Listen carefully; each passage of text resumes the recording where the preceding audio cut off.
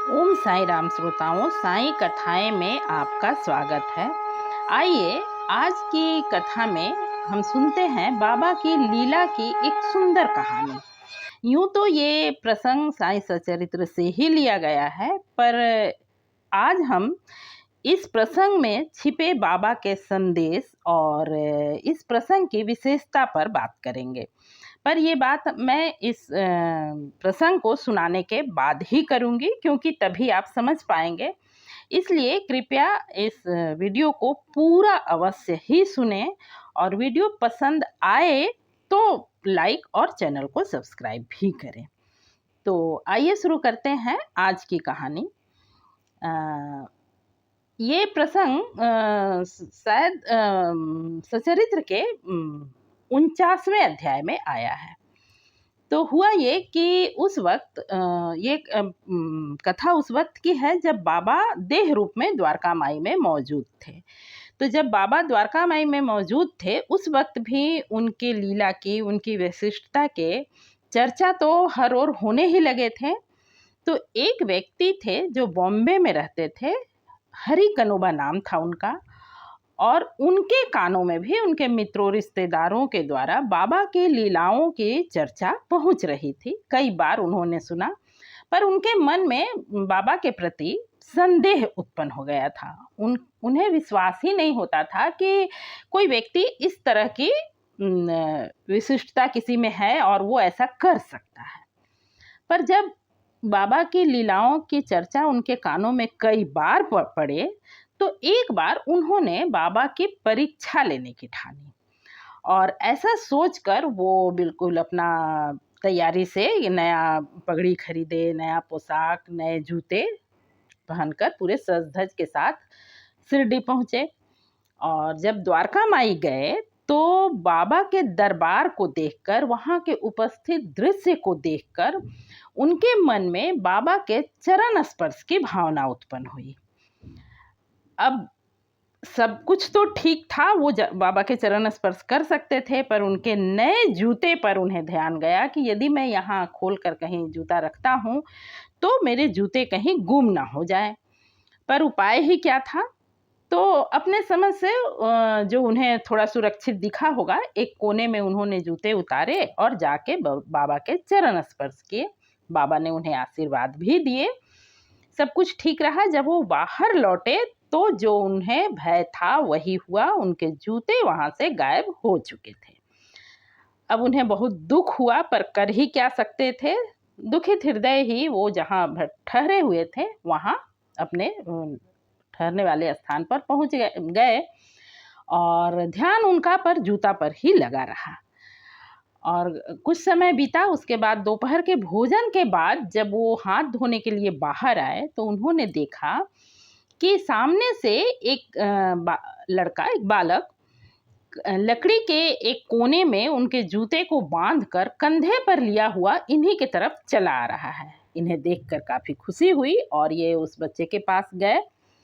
जैसे ही ये उसके पास गए, उस बच्चे ने बताया कि ये जूते मुझे साईं ने दिए हैं और उन्होंने कहा है कि इसे लेकर शिरडी की गलियों में घूमो और कहो कि हरि का बेटा जरी का फेटा, और यदि कोई व्यक्ति ये कहता है कि ये जूता मेरे ही हैं तो उसे पूछना कि क्या उसका नाम हरि और उसके पिता का नाम क से है और उसने जरी का फेटा बांध रखा है क्या, तब तुम ये जूते उन्हें दे देना। ठीक है। इन्होंने बताया कि मेरा ही नाम हरि है और मेरे पिता का नाम कौसे यानी कनोबा है। और इन्होंने अपनी पगड़ी दिखाई। जाहिर सी बात है कि वो पगड़ी वो पहन रखे थे, नया था, जरी वाला था। तो उस बच्चे ने देखा, वो संतुष्ट होकर वो जूते उन्हें देकर चला गया। इन्हें अपने जूते तो मिल गए, पर उसके साथ ही इनके मन में ये विचार आया कि जब मैंने जूते देखे तो वहाँ जूते नहीं थे और मैं तो उस वक्त बाबा से ही मिल रहा था, यानी बाबा मेरे समक्ष बैठे हुए थे। फिर आखिर वहाँ से जूता कैसे गायब हुआ और कैसे फिर वो जूता बाबा को हासिल हुआ, कैसे बाबा ने उस जूते को इस बच्चे के हाथों मुझ तक पहुँचाया और बाबा को ये कैसे ज्ञात हुआ, जबकि मैं पहली ही बार आया हूँ। और जब वो बाबा से मिले होंगे, बाबा को प्रणाम किए होंगे, चरण स्पर्श किए होंगे, साईं हर आने वाले से उसके नाम पता तो पूछते नहीं थे, तो इनके साथ भी वही हुआ होगा। बाबा ने तो इनसे इनका नाम नहीं पूछा, तो जब इनका नाम नहीं पूछा तो फिर बाबा को इनके पिता का नाम कैसे जानकारी हो गई। ये बात उनके मन में बहुत मतलब लगने लगा, ये समझ में आया कि हाँ, अगर सर्वज्ञ नहीं है तो उन्हें कैसे जानकारी हो सकती है। तो इस घटना से बाबा के सर्वज्ञता का उन्हें विश्वास हुआ और वो संतुष्ट हुए। ये तो रहा कि कैसे बाबा की परीक्षा उन्होंने ली और कैसे बाबा उसमें सफल हुए। हम ही नहीं, बाबा ही परीक्षा नहीं लेते हैं, भक्त भी परीक्षा लेते हैं। चलिए, बाबा को सफल तो होना ही था, पर सवाल यहाँ ये है श्रोताओं कि क्या आज की तो छोड़ दें, पर जब बाबा द्वारका माई में थे उस वक्त भी क्या सिर्फ एक हरि कनुआ ही रहे होंगे जिनके मन में बाबा के प्रति संदेह आया?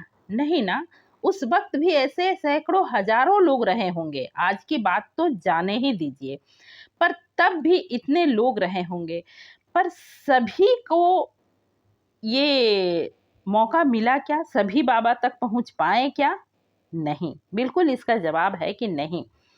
इसका अर्थ सीधा सा है कि संदेह से हो या स्नेह से हो, आपके मन में, आपके हृदय में बाबा का नाम, बाबा का याद आता है, और यदि आप बाबा के भक्त हैं, आपके कर्म ऐसे हैं, भक्त कहने का अर्थ कि आपके कर्म ऐसे हैं कि आपका बाबा से मिलना है, ये संयोग है, तो ही मन में संदेह भी आता है। और जिनके भाग्य में ये है, जिनका कर्म है कि बाबा से उन्हें मिलना है, वही बाबा से मिल पाते हैं, वरना बाबा के समीप पहुंच पाना आसान नहीं है।